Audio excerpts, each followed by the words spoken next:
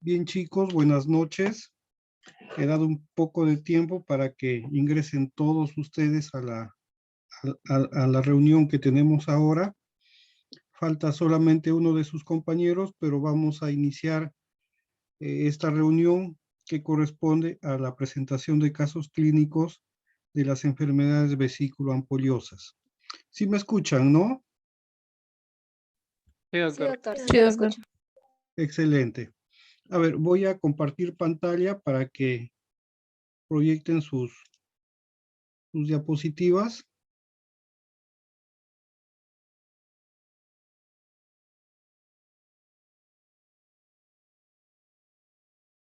A ver, ¿pueden ingresar?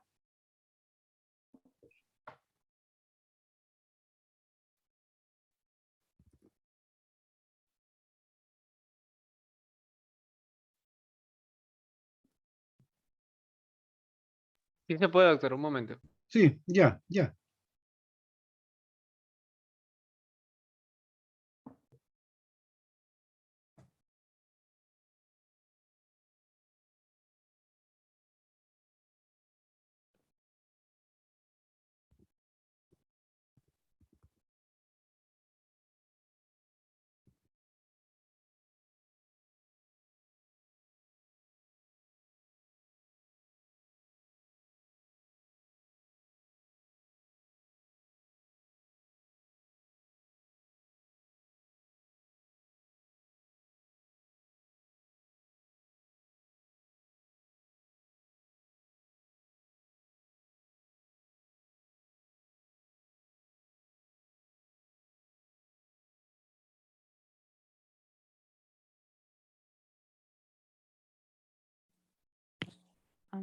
Buenas noches. ¿Se me escucha? Buenas noches. Sí, sí se escucha. Sí, se te escucha.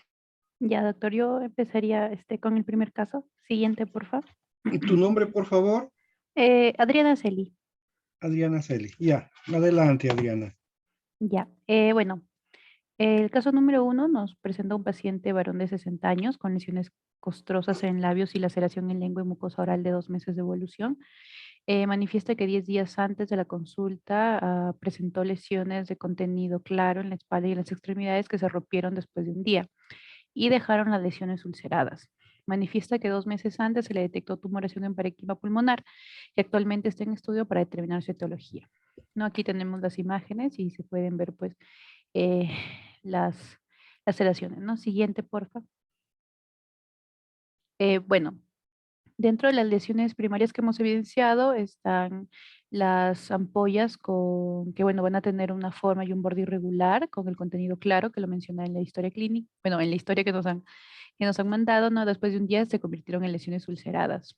Eh, También se puede evidenciar pústulas eritematosas de forma y bordes irregulares. Y como lesiones secundarias tenemos a costras en los labios, laceraciones en lengua y mucosa oral de forma y bordes irregulares, ¿no? Es necesario saber si estas lesiones con el raspado que se hace se van a desprender, ¿no? Por eso es que en la diapositiva anterior pusimos entre signo de pregunta si se puede evidenciar el signo de Nikolsky.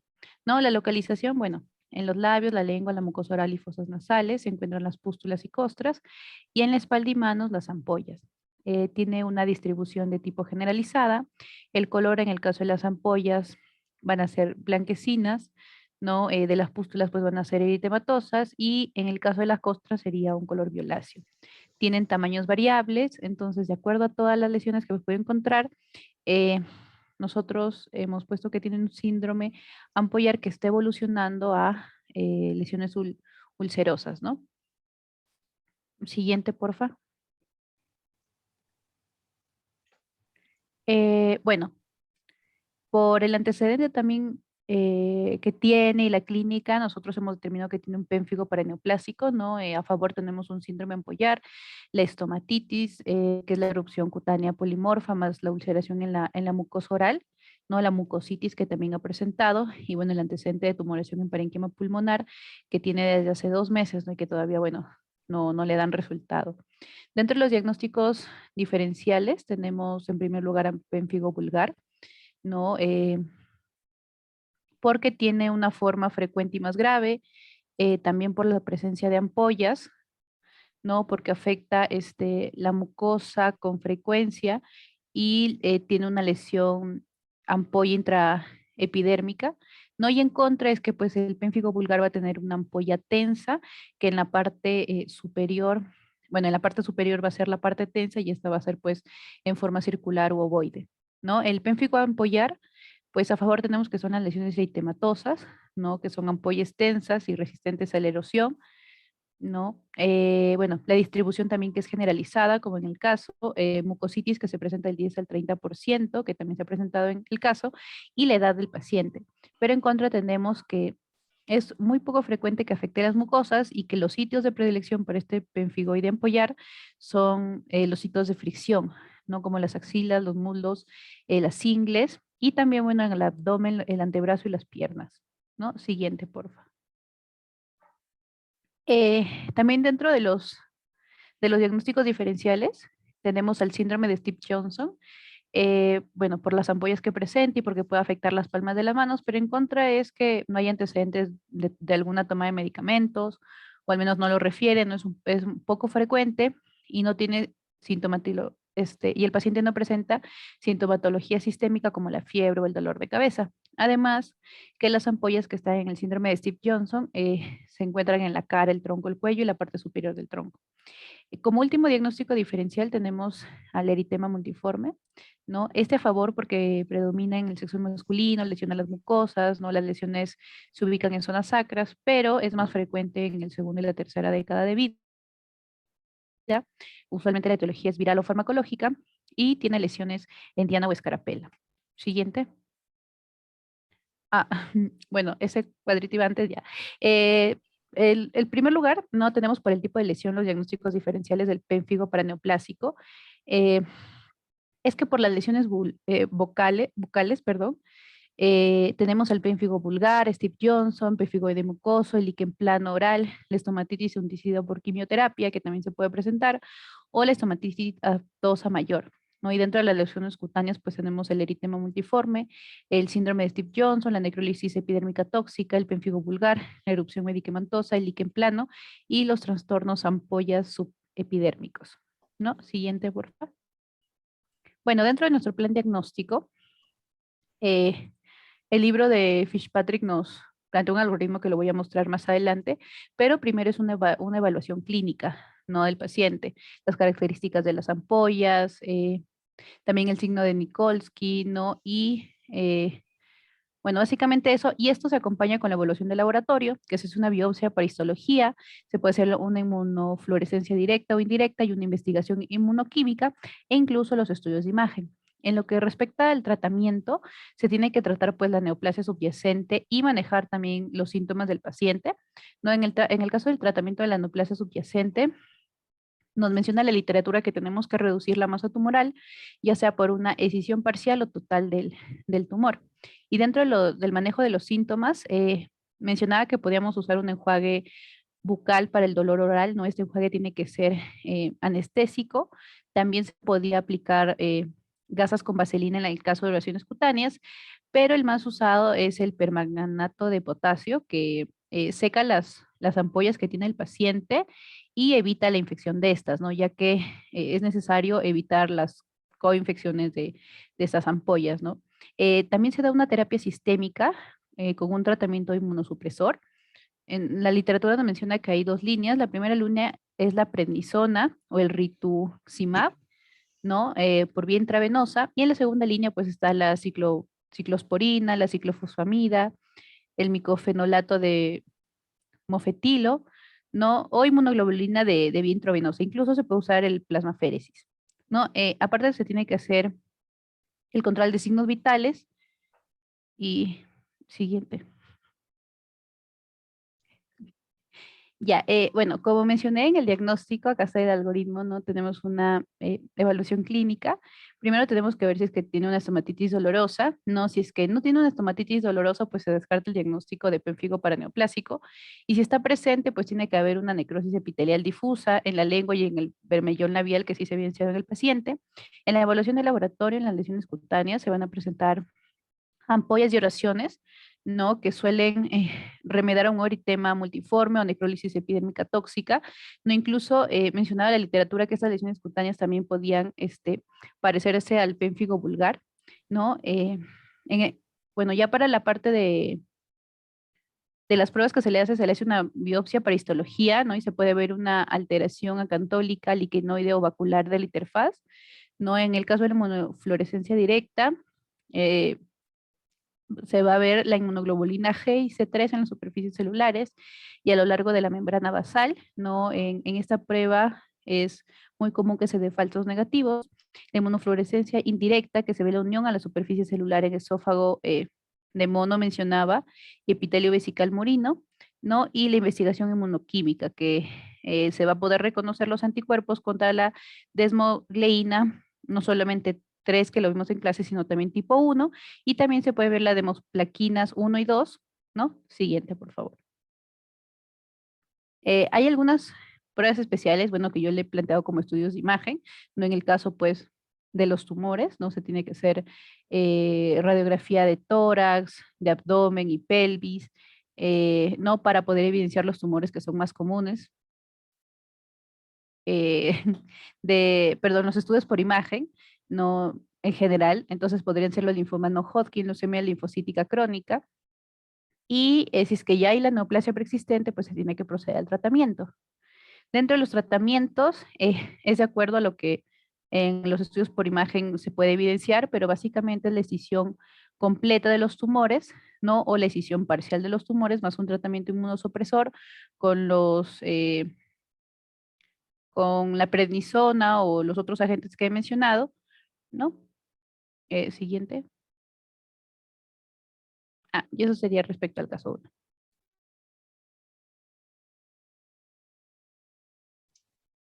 Bien, entonces estamos frente a un caso donde tiene características, según la descripción clínica, bastante importantes, ¿no?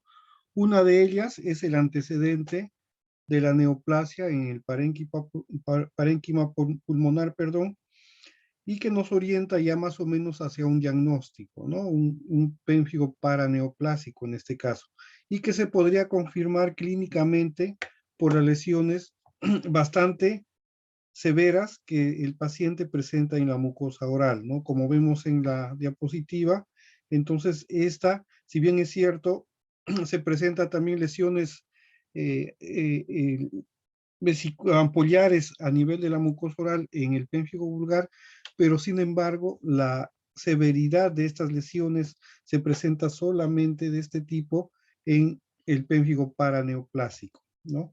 Entonces ese es una característica bastante importante que nos va a permitir por lo menos sospechar clínicamente que se trata en este caso de un pénfigo paraneoplásico, ¿no? Por otro lado, hay que hacer el tratamiento, ¿no? Que ya lo han manifestado, pero también es importante tratar el problema de fondo, ¿no? En este caso la neoplasia, que probablemente si es que se realiza un estudio más profundo, se va a determinar que va a ser de una estirpe linfoide, como ya lo habíamos dicho, ¿no? Entonces, el tratamiento inicialmente es identificar alguna tumoración, como ustedes lo han dicho, mediante pruebas de diagnóstico imagenológico, ¿no? Mediante radiografías, tomografías o resonancias magnéticas que puedan determinar la presencia de una tumoración en alguna parte del cuerpo, ¿no? Para poder incluso llegar a un diagnóstico más definitivo de este tipo de patología que es el pénfigo paraneoplásico, ¿no? En la mañana les mencioné también, y ustedes lo acaban de hacer, el uso del permanganato de potasio, ¿no? Es una solución que produce un desecamiento de las lesiones húmedas en general, ¿no? En este caso lo podemos utilizar para el tratamiento de las ampollas en el pénfigo paraneoplásico, y esto se vende en las farmacias en dos formas de presentación, ¿no? Una que es en solución, en frascos que tienen la solución del permanganato de potasio, y otra forma de comercializarlas también es en sobres, ¿no? Que contienen el polvo del permanganato de potasio. En ambos casos, la coloración de este producto es morada, ¿no? Entonces, lo que se recomienda es utilizar esto diluido en líquido. No se tiene una proporción exacta en la que nosotros podamos diluir este producto en un poco de agua, ¿no? Sino que lo que se recomienda es que se debe diluir este líquido o polvo morado en una cantidad suficiente de agua de tal manera que el agua se torne de un color rosado bajo, ¿no? Entonces, como es un producto morado, si se aplica mucho permanganato en el líquido se va a poner morado. En este caso, nos indica esta coloración que la concentración es muy alta. Entonces, si uno sumerge la parte afectada o lo aplica en forma de paños sobre las lesiones húmedas, va a producir una irritación a nivel de las lesiones, ¿no? Entonces, como les repito, se recomienda que la coloración que nosotros podamos obtener mediante la disolución es de un color rosado bajo, ¿no? Y como un recordatorio, ¿no? Se dice que el color que debemos obtener es el color de la pantera rosa, ¿no? Entonces ese color debemos tenerlo siempre presente, ¿no? Para no producir irritaciones en las mucosas donde se puede aplicar este producto que es el permanganato de potasio, que tiene además de sus propiedades secantes, también tiene propiedades antisépticas, ¿no? Entonces, también es importante para prevenir, como lo han dicho también ya ustedes, las infecciones, ¿no? Entonces, es un elemento bastante importante que se puede utilizar en el pénfigo en este caso, ¿no? Y particularmente el pénfigo paraneoplásico, pero en general en todas las lesiones que presenten algún tipo de secreción, ¿no? O humedad, ¿no? Es el permanganato de potasio, entonces, un elemento bastante importante utilizado en la terapéutica. Otra solución secante que también les manifesté es la solución de Buró, ¿no? También es un líquido que se expende en forma líquida, no valga la redundancia, ¿no? Pero que hay que diluirla en cierta cantidad de suero fisiológico o de agua hervida o destilada, ¿no? La proporción se dice que es más o menos diluir 250 centímetros cúbicos de suero fisiológico de agua limpia en 20 o 25 mililitros de la solución de Buró, ¿no? Y en este caso también a esta concentración es que nosotros podemos utilizarla en forma de compresas secantes sobre las superficies húmedas de las lesiones, en este caso del pénfigo, ¿no? Entonces, eso sería un método también que nos va a ayudar en el tratamiento de este tipo de patologías que corresponden a una parte de las enfermedades autoinmunes ampollares, ¿no? Y que es lo que ustedes lo han manifestado, el pénfigo paraneoplásico. ¿Alguna pregunta, chicos?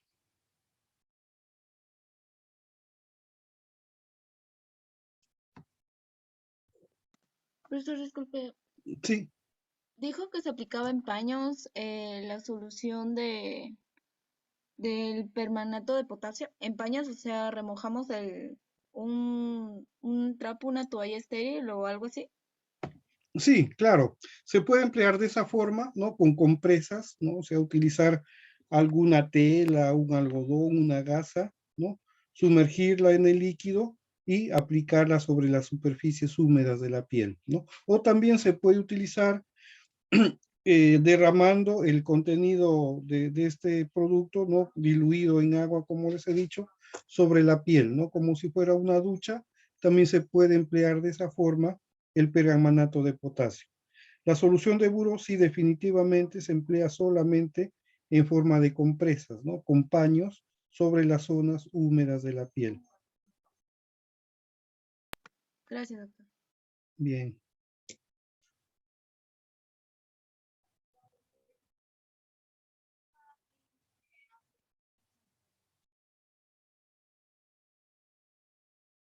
Bien, si no hubiera más preguntas, pasamos al siguiente caso clínico. Bien, ahora tenemos el caso clínico número 2, doctor. Bueno. Bien, tu nombre Rubí Cabrera. y ya, adelante. Ya, bueno. Aquí nos presenta una paciente mujer de 30 años que tiene 7 meses de embarazo. Nos dice que presenta lesiones ampollares que están agrupadas en la piel, iniciaron 7 días antes de la consulta y actualmente se han diseminado hacia el pecho. Estos producen prurito intenso y además la paciente tiene cefalea y sensación nauseosa. Siguiente, por favor. Bueno, describiendo la lesión, tenemos que son lesiones polimorfas que están conformadas por ampollas, vesículas, pápulas, lo que podemos observar, y esas están agrupadas en placas de urticaria eritematosas, las cuales presentan bordes irregulares. Estas se localizan generalmente, bueno, en nuestra paciente vemos que están distribuidas por la región del abdomen, ¿no? La teoría nos menciona que estas empiezan por el área periumbilical y se van a diseminar en forma centrífuga, y eso es lo que ha sucedido con nuestra paciente, ¿no? Estas luego se han extendido hacia el tronco, hacia el tórax aquí, y incluye la región mamaria en el caso de nuestra paciente, ¿no? También nuestra paciente en las imágenes podíamos ver que estaban presentes las lesiones en la región púbica, en los miembros superiores, de forma bilateral simétrica. Ahora, en cuanto a la distribución, tenemos que es extensa, está generalizada, como mencioné, ¿no? A nivel del abdomen, tronco, miembros superiores, y es un patrón simétrico. En cuanto al color, aquí tenemos que son lesiones ampollares de color rosado, que tienen presencia de erosiones y las placas de urticaria eritematosas. El tamaño, pues, son variables, ¿no? Como vimos en nuestra paciente, habían lesiones de un tamaño más grande, otras de un tamaño regular, más pequeño quizás, y como mencioné, tienen una extensión centrífuga, ¿no? Del centro y se van diseminando hacia afuera. El diagnóstico sindrómico acá sería un síndrome vesículo ampollar en la región anterior del cuerpo. Siguiente, por favor. Bien. En cuanto a nuestra hipótesis diagnóstica, tenemos en primer lugar el pemfigoide gestacional, también llamado herpes gestationis. Bueno, este está sustentado por, nuestra paciente tiene ampollas tensas subepidérmicas, es decir, debajo de la dermis, más o menos por debajo de la membrana basal, según la teoría. La presentación generalmente es del 3.er a 7.º mes de gestación. Nuestra paciente tiene 7 meses, entonces sí cumple. Y pues se acompaña de prurito intenso y otros síntomas generales como por ejemplo la cefalea y náuseas, ¿no?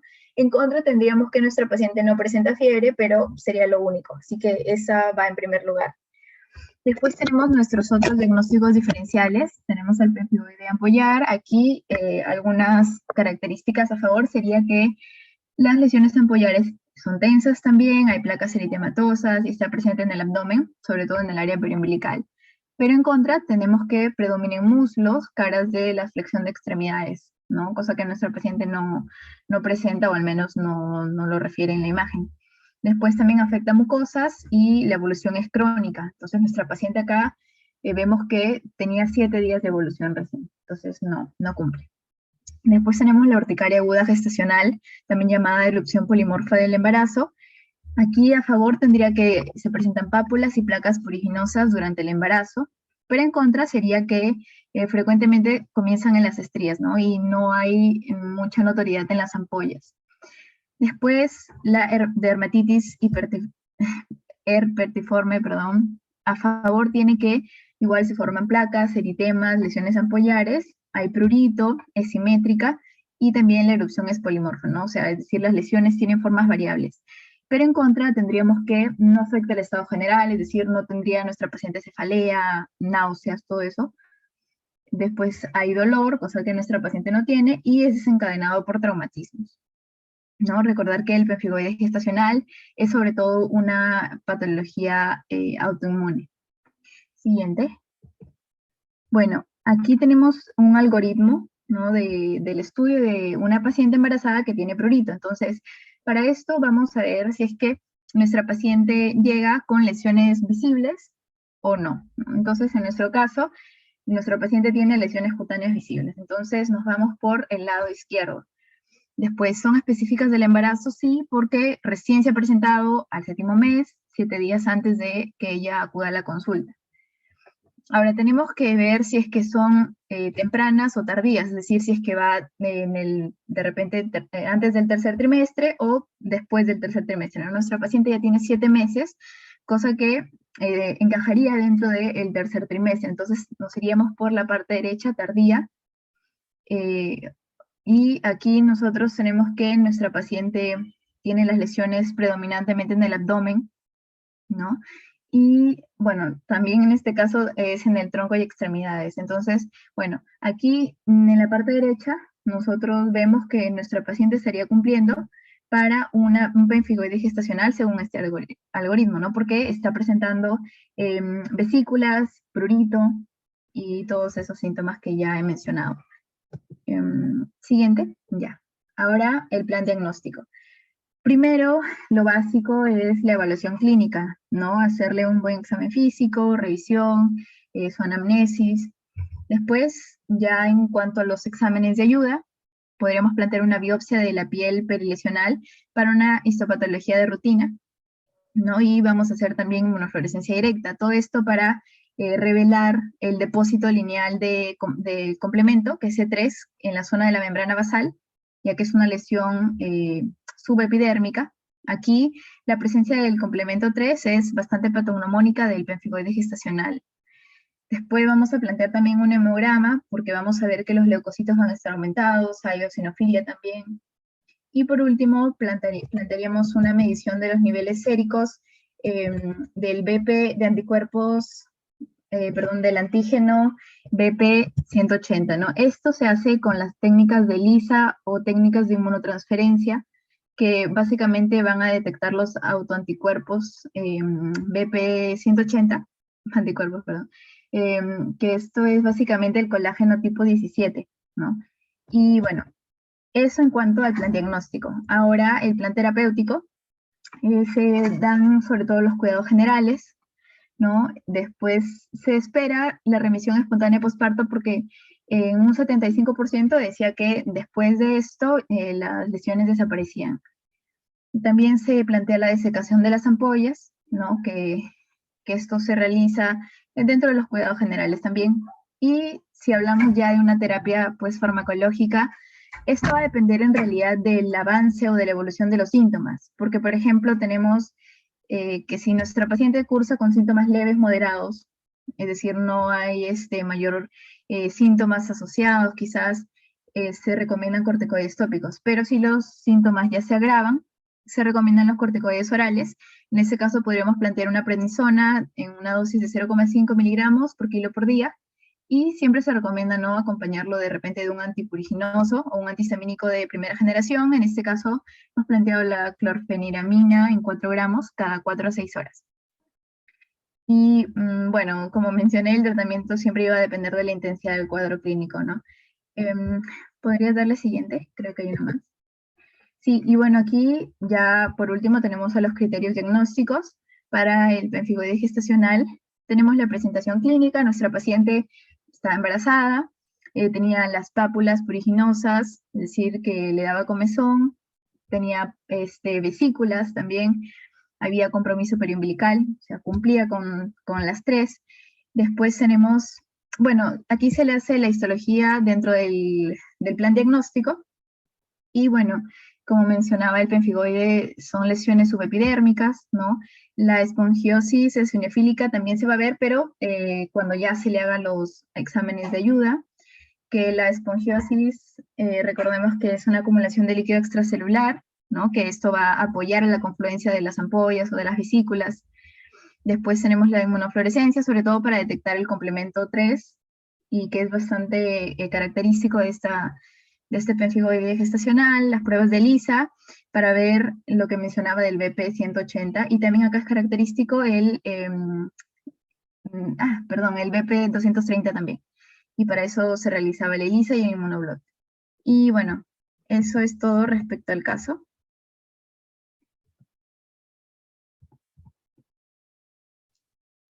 Bien, entonces tenemos acá igualmente un dato bastante importante, que es el estado de gestación en la que se encuentra la paciente, ¿no? Entonces igualmente esto nos orienta, ¿no?, a diagnosticar que esto probablemente sea un pemfigoide gestacional, ¿no?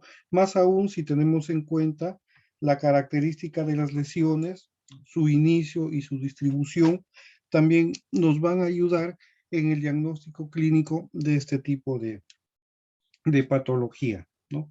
Además, la presencia de síntomas generales como el prurito, ¿no? La cefalea, también son datos que nos van a ayudar a dirigir nuestro diagnóstico hacia esta entidad patológica, ¿no? Si bien es cierto, en otros pénfigos también puede presentarse este tipo de malestar general o de manifestaciones sistémicas. Sin embargo, si nosotros hacemos una unidad clínica, entonces podemos inferir que estamos frente a un cuadro clínico de pemfigoide gestacional, ¿no? Como ya lo han descrito, es bastante importante entonces hacer para la confirmación del diagnóstico ante la sospecha clínica la realización de las biopsias cutáneas, ¿no? Esto es bastante importante para diferenciar sobre todo la etiología y diferenciar una manifestación ampullar de otra, ¿no? Porque cada uno de ellos tiene algunos antígenos característicos que van a ser determinantes en la presentación de estos cuadros clínicos, ¿no? Otra forma de sospechar el diagnóstico es la presencia justamente de las lesiones que se inician durante el segundo y tercer mes del embarazo, no, o segundo o tercer trimestre del embarazo, perdón. No, como lo dijimos en la mañana, son estas etapas de la gestación en la que se presentan, pero también se pueden presentar durante el puerperio, ¿no? Y como su diagnóstico, su evolución se autolimita después de unos meses, de unos 3 o 4 meses, entonces el tratamiento va a ser sintomático o expectante en todo caso, ¿no? Sintomático referente a la presencia del prurito intenso que generan este tipo de lesiones, ¿no?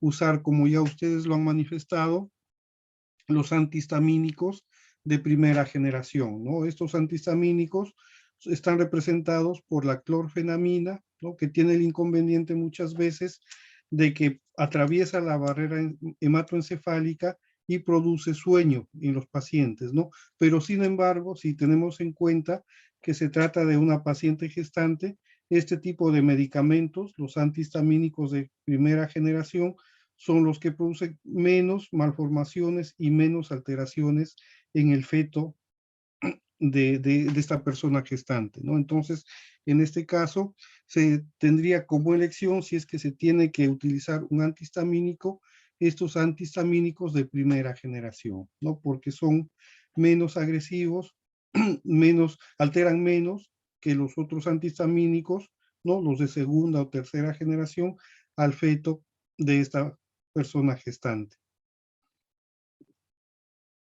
¿no? Entonces, como hemos visto, la inmunofluorescencia es bastante importante para diferenciar un pénfigo de otro por los antígenos que están inmersos en cada uno de los diferentes enfermedades ampullares, ¿no? Entonces es necesario diferenciarlos para tener una mayor seguridad de que estamos frente a un diagnóstico, en este caso, de un pemfigoide gestacional.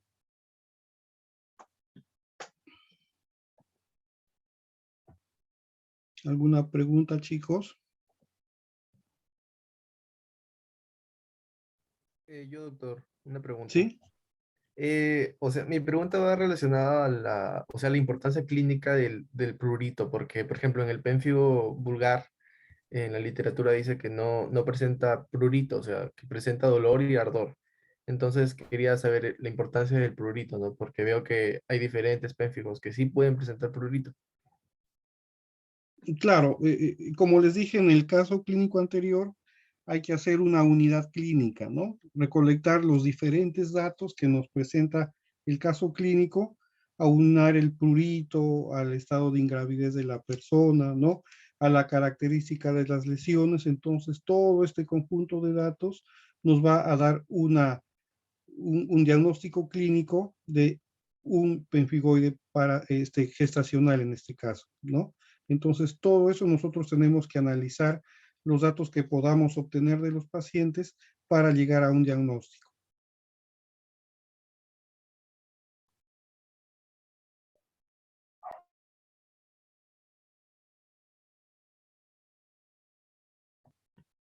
¿Alguna otra pregunta, chicos?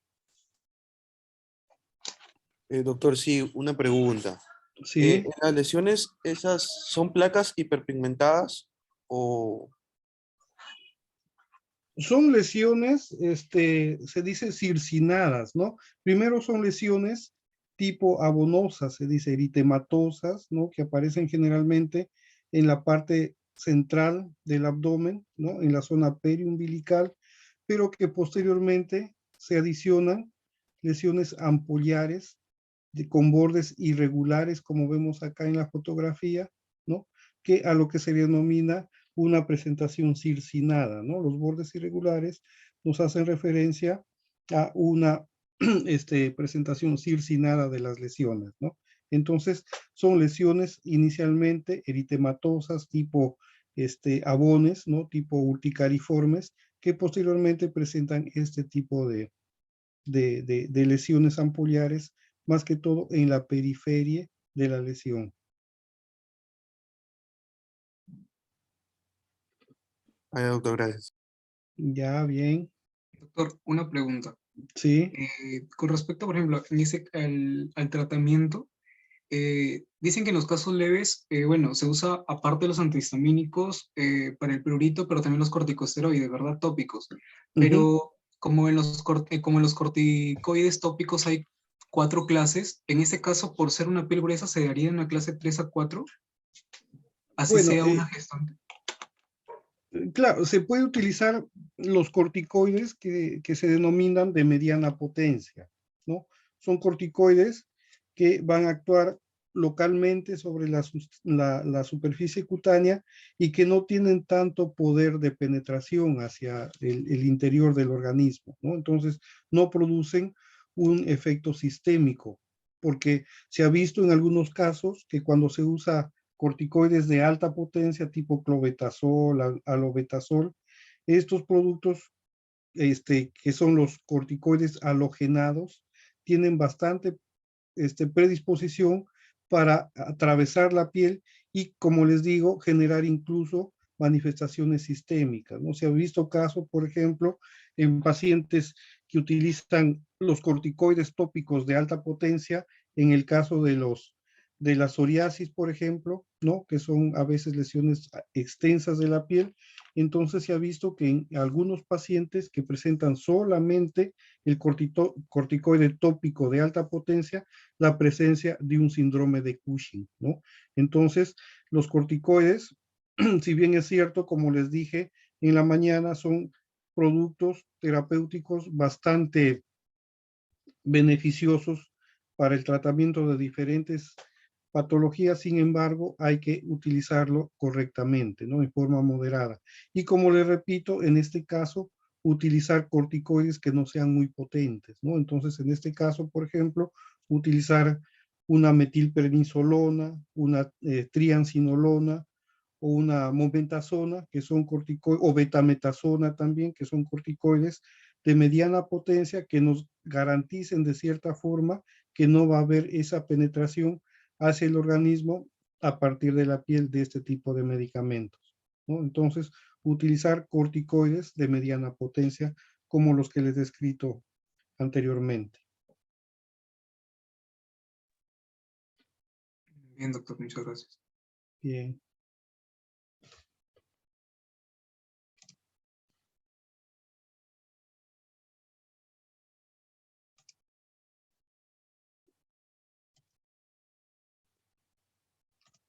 Bien, si no hubiera otra pregunta, pasamos al siguiente caso clínico.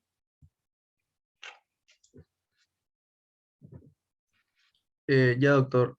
Soy Ángel Castañeda, voy a exponer el caso 3. Bien, adelante. Ya, bueno, como datos generales tenemos que la paciente es del sexo femenino, tiene 50 años de edad, que desde hace un mes presenta lesiones ampollares en pliegue abdominal inferior, las que se rompieron produciendo ulceraciones, con la posterior aparición en esta zona de lesiones engrosadas eritematosas, como podemos apreciar en la imagen. Siguiente, por favor. Ya primero describiendo la imagen, bueno, podemos ver que son un conjunto de placas pruriginosas, incluso granulomatosas, e incluso en la literatura nos hacen referencia a que pueden ser papilomatosas. Esta lesión tiene esas características. Como lesiones primarias tenemos a las ampollas erosivas, las placas de tejido de granulación, y como lesiones secundarias, ¿no? Las costras adyacentes. La localización, como podemos ver, es en la región pélvica, en la región púbica o inguinal. La distribución es difusa. El color tiene características de rojo violáceo con áreas blanquecinas en zonas de fricción, interstrigio. Y el tamaño es aproximadamente de 5 centímetros a más. Y bueno, haciendo la unidad clínica, damos el diagnóstico sindrómico, que sería el síndrome ampollar localizado. Siguiente, por favor. Bien, bueno, nuestra hipótesis diagnóstica a la cabeza es el pérfido vulgar de tipo vegetante, que es una variante poco frecuente del pérfido vulgar, sustentado a favor por la zona de piel eritematosa, las zonas ampollosas frágiles, las lesiones erosivas secundarias a una ruptura ampollar, las lesiones erosivas que son extensas y la presencia de tejido de granulación en áreas de fricción. Incluso, bueno, en la literatura nos hacen referencia que las áreas de preferencia, bueno, instauradas por esta patología es en el cuero cabelludo, en el cuello, y también en áreas de intertrigio o áreas donde dos superficies de piel van a chocar, como en la de esta paciente. En contra, tenemos que no presenta lesiones en boca o mucosas, o no nos refieren, y tampoco no nos mencionan la evaluación del signo de Nikolsky, que es uno de los criterios diagnósticos para este diagnóstico, para la patología. Luego, los diagnósticos diferenciales, tenemos la dermatosis acantolítica papular del área genitocrural. A favor, tenemos que afecta a mujeres, se localiza en labios, perineo y pliegues inguinales. Y en contra, que son lesiones de pequeño tamaño. Luego, la enfermedad de Grover, bueno, que es una dermatosis transitoria. A favor, tiene la presencia de pápulas y vesículas pruriginosas. Y en contra, que es a predominio en tronco. Esta patología generalmente es más frecuente también en varones y también en áreas fotoexpuestas. Siguiente, por favor. Ya, bueno, nuestro plan diagnóstico básicamente es la unidad clínica de tanto la dermopatología, la dermatopatología, la inmunopatología, y en la serología, que tenemos el examen de Lisa. En cuanto en el examen histopatológico, vamos a obtener resultados de la muestra con bordes clásicos de erosiones, o donde hubo ampollas. También tenemos la catolisis suprabasal, y bueno, en aptitud mencionan un patrón de fila de lápidas también. Y también se van a observar las ampollas subepidérmicas, llamados acantocitos.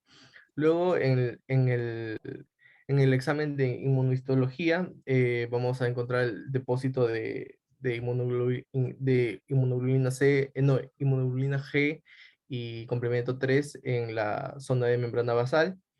Esta inmunoglobulina G, que va a ser responsable de la inducción a la pérdida de cohesión epidérmica. Luego, en el estudio serológico, bueno, va a ser el examen de Lisa. La muestra va a ser sangre, y vamos a encontrar anticuerpos inmunoglobulina G y complemento 3 en contra de la membrana basal, dirigidos contra el antígeno pemphigoide ampollar 1 y antígeno ampollar tipo 2. Incluso nos dicen que para... de, ah, en esta parte tienen que ver los autoanticuerpos contra la desmogleína tipo 1, para el pénfigo foliáceo y para el pénfigo vulgar mucocutáneo, el, el- el- para la desmoglina 2. Luego, en el plan terapéutico, tenemos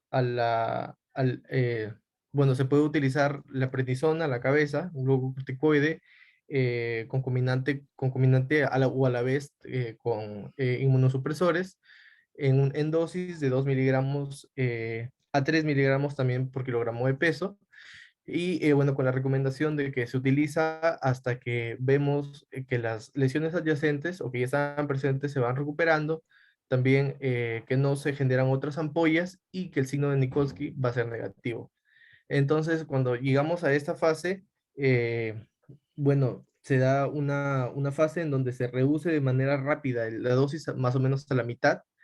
Y bueno, en esta fase el paciente tiene que estar más o menos sin algún trastorno o algún trastorno relacionado a la patología. Y luego viene una fase de disminución lenta donde vamos a tratar de hallar la cantidad de sostén mínima para la patología. Luego, eh, como lo dije, se tiene que utilizar concomitantemente con inmunodepresores. A la cabeza está la acetoprina, azatioprina, una dosis de 2 a 3 miligramos por kilogramo de peso. Y bueno, esta va a ser vamos a utilizar esta hasta que el paciente esté completamente asintomático. Luego podemos utilizar otros medicamentos como el methotrexato o la ciclofosfamida.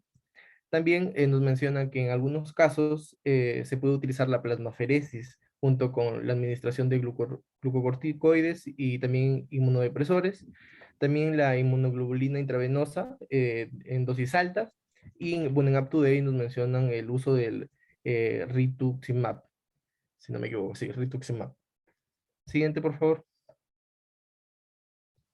Ah, no. Ahí está bien, está bien.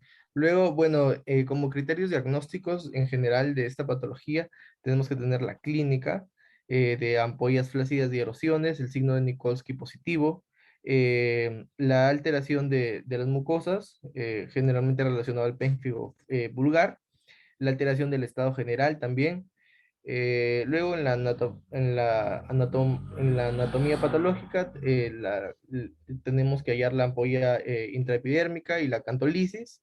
Y en la inmunopatología, la inmunofluorescencia directa con un patrón positivo para intercelular, y en la inmunofluorescencia indirecta también un patrón positivo intercelular. Siguiente, por favor. Ese sería todo el caso clínico. Bien. Entonces aquí tenemos también, como ya les vengo diciendo, hacer una unidad clínica del paciente, ¿no? Tiene como dato importante la presencia anteriormente a estas lesiones que vemos en las fotografías, ¿no? La presencia de lesiones ampollares, ¿no? Que posteriormente se rompieron estas lesiones, generaron laceraciones o ulceraciones sobre la superficie cutánea, y que posteriormente estas laceraciones han cicatrizado, pero con ese tejido grueso, ¿no? Que obedece a la granulación de estas lesiones en su afán de producir una curación de las heridas, ¿no? Entonces, esto es lo que le da este crecimiento que se describe como un crecimiento vegetante, ¿no? Sobrelevado sobre la piel, y que caracteriza al pénfigo vegetante que tenemos en este caso clínico, ¿no? Una característica importante es que se presenta en zonas de pliegues, ¿no? O en las zonas intertriginosas, como se dijo en la descripción del caso clínico. Entonces son lugares generalmente donde se presenta este tipo de patología, ¿no? Que es el pénfigo vegetante, ¿no? Como ya lo dijeron, es una variante del pénfigo vulgar, ¿no? Que generan las mismas características clínicas al comienzo de la enfermedad, ¿no? Con el signo de Nikolsky, con las ampollas flácidas características del pénfigo vulgar, pero que tienen una evolución diferente al pénfigo vulgar, ¿no?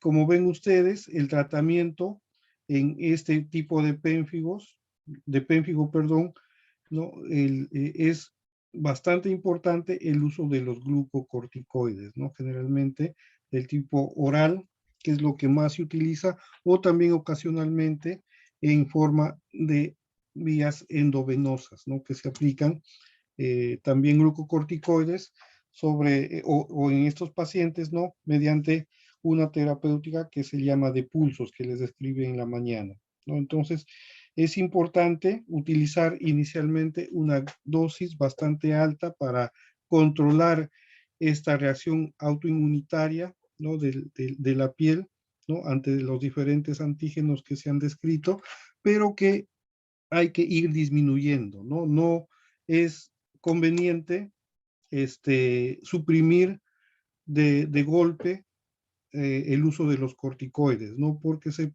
produce una alteración cuando se emplean los corticoides, vamos a generar nosotros una alteración en el eje hipotálamo hipofisiario y si nosotros suprimimos de golpe estos corticoides, va a haber alteraciones en el funcionamiento de nuestro organismo. Entonces, lo que se recomienda, como ya ustedes lo han dicho también, ¿no? Es el uso de corticoides cada vez en menos dosificación, ¿no? Ir disminuyendo en forma gradual hasta encontrar una dosis mínima que nos garantice la curación de las lesiones que se presentan en estas patologías, pero también que no aparezcan nuevas lesiones, ¿no? Y esto también se puede evaluar, como también lo han dicho, mediante el signo de Nikolsky.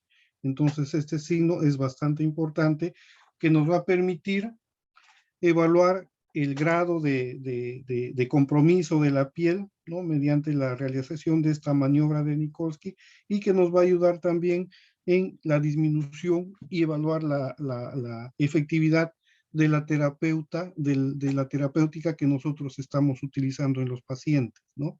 Entonces, es bastante importante el uso de corticoides, pero como ya se dijo, ¿no? Son elementos que producen efectos colaterales y por ello es que se emplean los inmunosupresores como los que vemos ahí en la diapositiva, la satioprina, ¿no? La ciclofosfamida, ¿no? El mofetil de micofenolato, que son elementos que se pueden utilizar conjuntamente con los corticoides justamente para disminuir el uso de los corticoides, ¿no? Entonces son como estos medicamentos denominados ahorradores de corticoides, ¿no? Porque justamente nos permite usar la menor cantidad de corticoides posibles en los pacientes para evitar, como les repito, los efectos colaterales de estos medicamentos. ¿Alguna pregunta, chicos?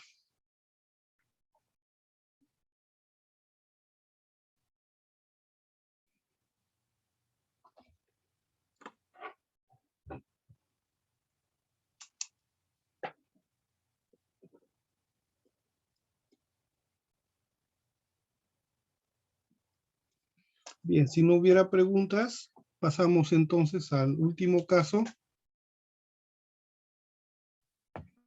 Caso número 4 es paciente de sexo masculino de 40 años de edad, acude por presentar lesiones descamativas eritematosas en toda la superficie corporal. Manifiesta la aparición de ampollas en zonas afectadas hace 6 días antes de la consulta y las cuales se rompieron rápidamente. Siguiente, por favor. Bueno, en la descripción de la lesión aquí vamos a encontrar un tipo de lesión secundaria. En caso de lesiones eritematosas descamativas, que bueno, fue porque las ampollas reventaron hace 6 días con facilidad, tiene una forma irregular con bordes no definidos. En este caso están localizados en el abdomen, pelvis y extremidades y su distribución va a ser difusa, con un tamaño variable entre estas lesiones que van a confluir generando una extensión mucho más grande. Nuestro diagnóstico, mencionaba que el color son rosáceas y rojas y también en la imagen se pueden mostrar áreas hipopigmentadas. El diagnóstico sindrómico es un síndrome vesículo ampolloso generalizado con un síndrome eritematoso descamativo. Siguiente diapositiva. Nuestra hipótesis diagnóstica es un pérfido foliáceo generalizado por el antecedente de ampollas flácidas que se rompen con facilidad, las lesiones cutáneas descamativas con base eritematosa y que no se observa compromiso de mucosas. que es algo muy solo en este caso no va a haber compromiso de mucosas en caso del pemfigo foliáceo. El diagnóstico diferencial tenemos el pemfigoide de ampollar, la dermatitis herpetiforme. En caso del pemfigoide ampollar, tenemos a favor las ampollas de piel, en piel normal y eritematosa, una distribución de abdomen, muslos, lugares de flexión de las extremidades. En contra sería la edad, ya que predomina en ancianos, mayor resistencia al roce, el Nikolsky negativo, y tiene lesiones urticariales. Eso sería en contra. En caso de la dermatitis hipertiforme, pues está a favor, ya que mencionaba que se presentaba entre la edad de 30 a 40 años. Nuestro paciente tiene 40 años. Presenta eritema, ampollas y vesículas en área de extensión. Y en contra, no presenta prurito, ya que mencionaba que en caso de dermatitis herpetiforme, sí, los pacientes que presentaban el prurito intenso, pues era uno de los síntomas patognomónicos en los pacientes, pero que en raras veces se podría no presentar, pero son casos raros.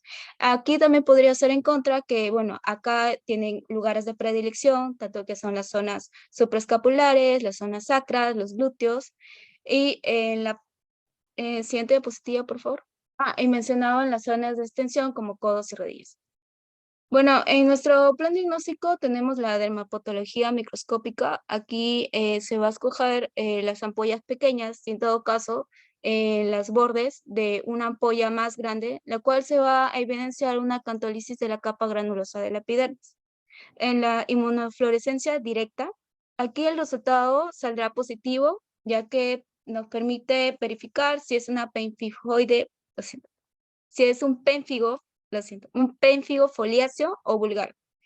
En este caso, la diferencia que podríamos hacer es el suero, mediante la inmunofluorescencia indirecta o enzimo monoanálisis a la prueba de ELISA, en el cual, en el caso del pénfigo foliáceo, nos van a permitir detectar los antidesmogleína 1, que en este caso es, pues, para el caso del pénfigo foliáceo, al contrario del vulgar, que pues ahí encontraríamos un antidesmogleína tipo 3. En caso del tratamiento, el paciente tendría que tomar medidas preventivas, medidas generales, que es la protección contra la exposición a rayos UV, la administración de fluidos y calorías suficientes para evitar la deshidratación, el uso de ropa adecuada para evitar la complicación de las zonas erosionadas, y se inicia un tratamiento con prednisona de 1.5 miligramos a 3 miligramos por kilogramo en casos graves, y se va a usar hasta la interrupción de nuevas que ya no existan ampollas, interrupción de nuevas ampollas y la desaparición del signo de Nikolsky. En caso de que haya un fallo en el tratamiento, se va a incrementar la dosis de la prednisona un 50 al 100% cada 7 a 14 días. Mencionaba que este tratamiento tendría que estar combinado con inmunodepresores. El preferido es el rituximab, que es administrado por intravenosa 1 gramo una vez cada 2 semanas por 4 semanas.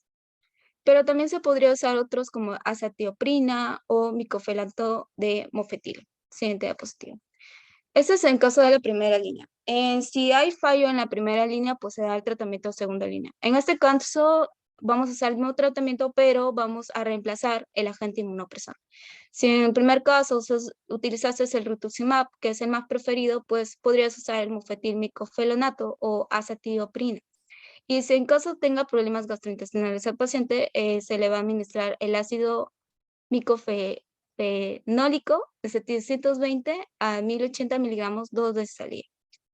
Si hay un fallo en el tratamiento de segunda línea, administramos el tratamiento de tercera línea, que solamente es adicionarle al tratamiento un ciclofosfamida, metotrexato, una inmunoglobulina intravenosa o plasmaferina. Sin embargo, este tratamiento de tercera línea se va a basar dependiendo del paciente y al consenso que se va a realizar por el equipo multidisciplinario para iniciar el tratamiento de tercera línea.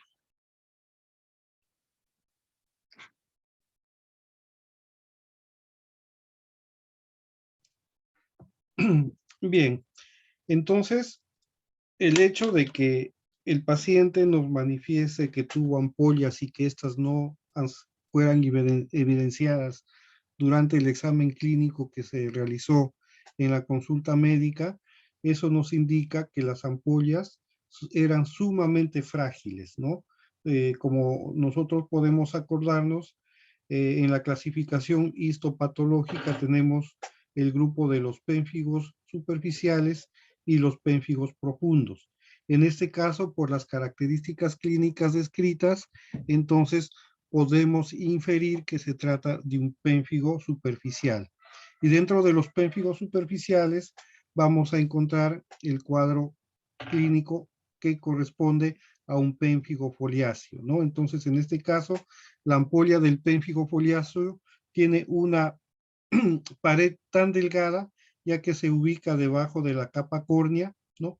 Es tan delgada esta capa que se rompe con bastante facilidad, y la característica clínica que nosotros podemos observar en las consultas médicas ya no es la ampolla, sino es este tipo de descamaciones, ¿no? Que se dice que hacen acordar a las hojas de hojaldre, ¿no?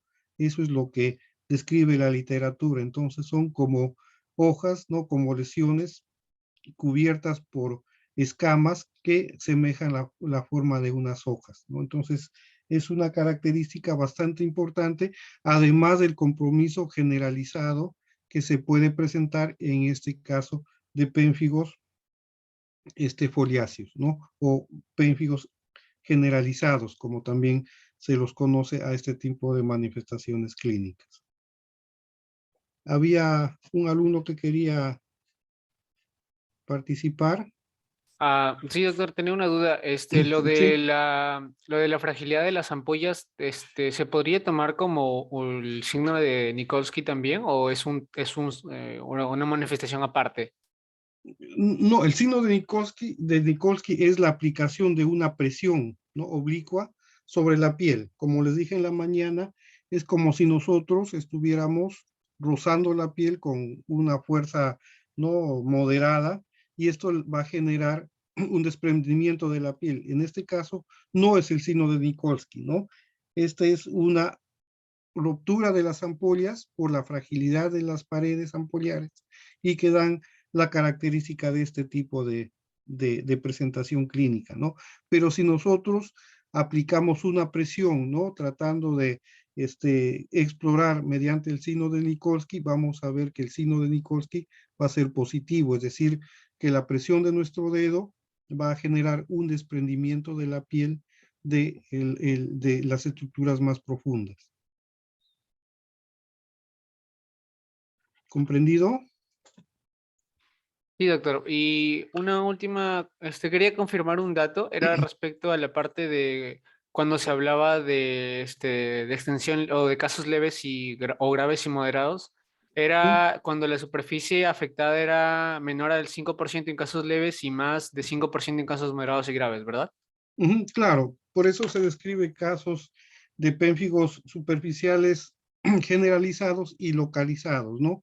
Y la gravedad del cuadro clínico está relacionado con esta extensión, ¿no? Porque no solamente es el aspecto morfológico de la lesión, lo que mediante las ulceraciones superficiales que se puede presentar, sino también una alteración en el balance hidroelectrolítico de los pacientes, ¿no? Entonces, por la extensión puede haber una alteración de este balance que puede generar otro tipo de problemas.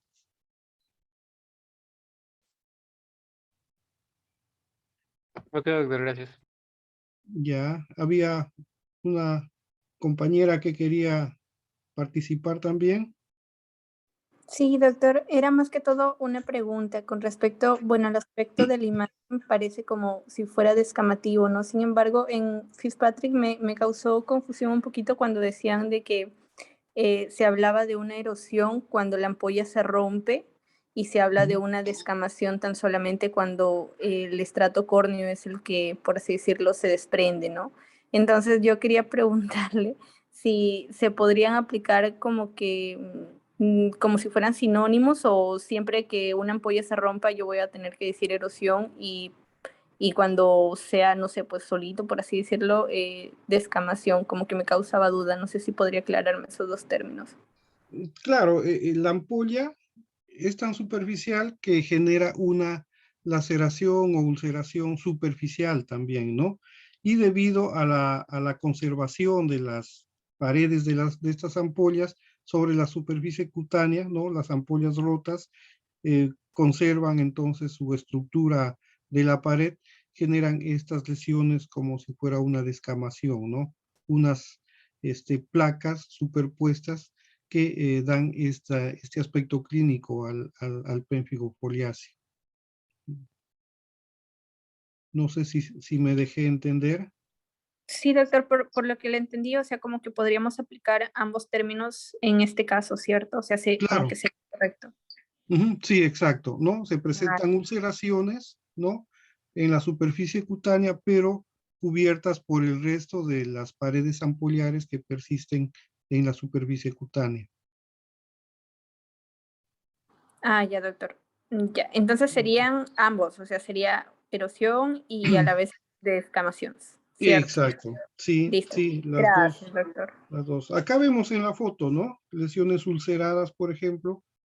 No sé si ven el puntero, ¿no? En esta zona, pero sin embargo también acompañadas de estas lesiones ulceradas, estas lesiones de aspecto descamativo sobre la superficie cutánea, ¿no? Entonces pueden presentarse las dos patologías y si tenemos suerte, entre comillas, y vemos a un paciente en sus fases tempranas de debut de esta patología, vamos a poder ver las ampollas bastante flácidas, ¿no? Que se presentan en el pénfigo foliáceo.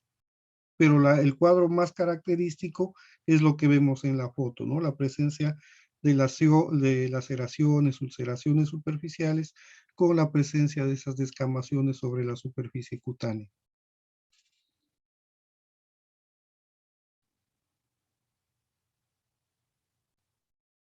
Gracias, doctor. Bien. ¿Alguien más? Sí, doctor, yo tenía una duda. En justo esa imagen, revisándola bien, ¿se podría hablar de que también se puede encontrar costritas, al menos pequeñas?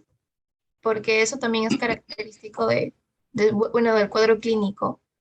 Pero esa era mi duda porque más parecían escamas o una que otra tal vez se podría hablar como costra. Claro, las costras ya se van a generar por la maceración que se presenta en la evolución misma de este tipo de patologías, ¿no? Entonces va a haber una secreción serosa, ¿no? Que va a generar unas costras, ¿no? Como generalmente se describe de aspecto mielicérico, amarillento, que generan incluso un olor desagradable, ¿no? Entonces las costras van a ser en este caso un poquito más engrosadas, pero adicionadas a la secreción serosa de este tipo de patologías. Está bien, doctor. ¿Ya? Tenía otra consulta que se Sí. relaciona bueno, la pregunta de mi compañero, que fue sobre la clasificación clínica de leve, moderada y severa. ¿Solamente se necesita la extensión o otras características? Porque también recuerdo que mencionaban que podía haber incluso lesiones en la mucosa, eso ya sería tal vez un caso clínico mucho más grave. ¿O solamente necesitamos la extensión para poder clasificar? Solamente la extensión, porque en los pénfigos foliáceos es muy rara la afectación en las mucosas, ¿no? Casi no se ve la afectación de mucosas y esto es una característica que, como les decía, permite diferenciar, ¿no? Entre otras cosas, un pénfigo foliáceo de un pénfigo vulgar, ¿no? Entonces, es poco frecuente la afectación de mucosas en los casos de pénfigos foliáceos. Entonces, en este caso, se podría hablar que ya se trata de un caso moderado, porque, bueno, la imagen está recortada, pero Claro, pero supuestamente es una lesión generalizada, ¿no? En todo el cuerpo. Entonces, podríamos hablar por las complicaciones que podría generar este tipo de extensión, ¿no? De un pénfigo un poco severo de presentación, ¿no? Por la extensión de este tipo de lesiones. y doctor, ya disculpe, una última pregunta es sobre el Ok. tratamiento. El fármaco que se menciona, bueno, o que bueno, mencionamos en el caso fue rituximab. Acá en Perú también es la primera opción a utilizar o se utiliza primero el azatioprina. No, primero el tratamiento básico de este tipo de patologías, como ahí veo que lo han descrito, es la utilización de corticoides, ¿no? Y seguidamente se puede utilizar el tratamiento con los inmunosupresores, como la azatioprina, el mecofenolato, ¿no? La ciclosporina, que son elementos elementos ahorradores de los glucocorticoides, como ya les he dicho. Sin embargo, el rituximab es un tratamiento que se reserva a pacientes que tienen una resistencia a estos medicamentos. Entonces sería, en este caso, una segunda opción, la que nosotros utilizamos, ¿no?, en nuestro medio. Pero se ha visto que afortunadamente con el tratamiento de prednisona y los inmunosupresores, en la gran mayoría de pacientes responden bien a este tratamiento, ¿no? Entonces, muchas veces y en la mayoría de casos nos quedamos solamente con el uso de los corticoides y los inmunosupresores. Eso es cómo se maneja en nuestro medio este tipo de patología y en general todas las enfermedades ampullares autoinmunes afortunadamente responden bien a este tipo de tratamiento. Está bien, doctor. Muchas gracias. Bien.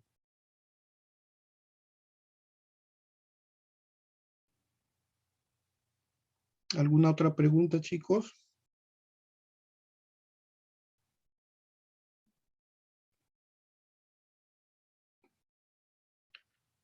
Bien, entonces si no hubiera más preguntas, damos por terminada esta reunión, ¿no? Doctor, Dime, disculpe. ¿sí? Disculpe, doctor. Última pregunta. No entendí algo. Cuando Dime. una ampolla se rompe, puede ocasionar ulceración o lo que es la erosión o solo erosión. Disculpe, no entendí esa parte. Claro, son términos similares, ¿no? Son laceraciones o ulceraciones que se presentan en la piel justamente por la ruptura de estas lesiones ampollares. Ahora, el término quizás se puede emplear en forma diferente de acuerdo al tipo de pénfigo, ¿no? De acuerdo a la profundidad de la ampolla. Entonces, en esos casos se puede utilizar de ulceración, laceración o cualquier otro término que describa más correctamente, más que todo, el nivel de compromiso de la epidermis.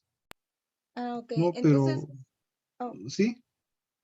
entonces, en este caso, nuestro paciente número 4, como es Ujú. un pénfigo foliáceo, y este pénfigo foliáceo son lesiones de la epidermis, entonces, esta sí sería una erosión, ¿no, doctor?